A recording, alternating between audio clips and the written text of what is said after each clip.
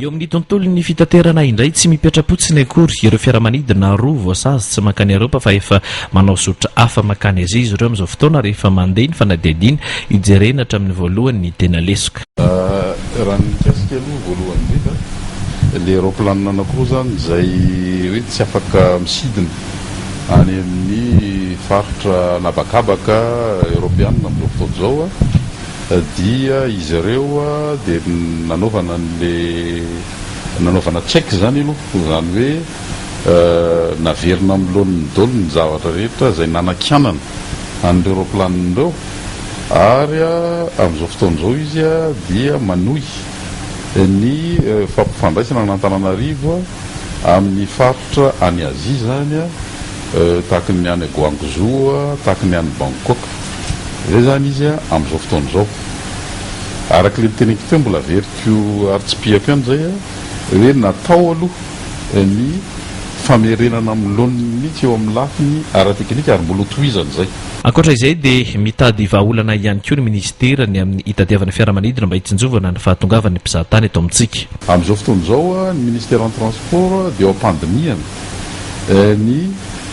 mikasika an'izany contrat de leasing zany mba ahafahantsika zany mahazo fiaramanidina hafa ahafahantsika miatrika an'le indrindra le haute saison touristique amin'izao fotoana izao fa ahafahana ihany koa mametraka indray ny Air Madagasikara zany eo amin'ny toerana tokony tany araka le niresahany rahalahako ministry ny fitaterana avy any Comore teo hoe tsy Madagasikara irery ihany no voakasika raha voakasika ny kompania mpitaterana Air Madagasikara.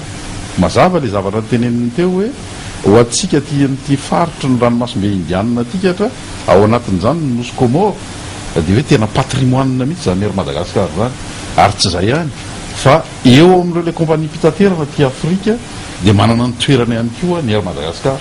Nandritra ny fotoana nandalovan'ny ministra Comoriana misahana ny fitaterana teto amintsika no nitondran'ny ministra Benjamin Ramanantsoa ireo fanazavana ireo. Ny ministra Comoriana Hassani Assoumani izay sady filohan'ny filakevim-pitantanan'ny ASECNA ihany koa no ny mahazava-dehibe loatra ny kompania Air Madagasikara eo misy fitaterana Comoriana dia itedy ny Afrika ary hitondra ny dossier Madagasikara ity ministra ity. Tsy mendrika eo an'ny Airmad hoy izy ny saza nomena azy raha ny nambarany satria dia mbola tsy nitrangana loza na iray aza ny Air Madagasikara nefa dia ambara fa tsy ara-dalàna. Ny antony ihany koa dia satria mifandray mivantana amin'ny Madagasikara i Comore fa indrindra nyity kompania mpitaterana ity izay everina ho fananam-pirenena iraisana.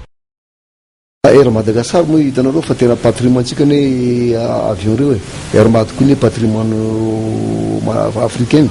ka lasa tonga hoe tohantsona mi manko le dossier raha voanidina zay dia tahitaitra mihitsy zay Comore satria be da be ny ressortissant comorien en France ary maka Air Mad ka raha voanisana zany tahitaitra zany gouvernement hoe mandarova kely mba jirenao ny fandehan'io dossier fa za zo tsy mety manampy tsy mety manampy ny Air Mad mba anaovana lobbying kely à l'extérieur any satria compagnie-tsika manko izy hoe tsy azo hoe ambelana ohatra hoe alay zareo sanction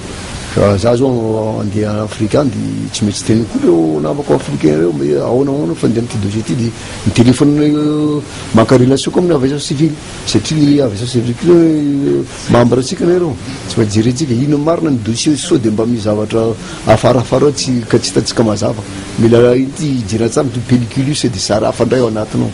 Ankoatra izay dia hitondra ny dossier momba ny fisian'ny Jolay Tsamby ihany koa ny ministry ny fitaterana Comoriana raha mahita ho izy ny fiparitany ity asan'ny Jolay ity eto amin'ny faritry ny ranomasimbe indianina ka ilana ny fampitombonana ny fitandrona ny filaminana. Tamin'ny volana juillet tamin'ny efa misy telo volana zany misy problème momba ny piraterie les bateaux Zulfikar ka za tadiko tamin'izany ka ity tamin'ny ministre teo taloha mifanaraka zay hoe tokony misy commission zany hanara-maso io dossier piraterie io ato amin'ny océan Indien ka hatramin'izao le dossier le commission mixte mbola tsy vita fa manantena fa tsy amin'izao mety hoe jerena zany io dossier satria misy sambolo maly koa fa komaly koa lasan zareo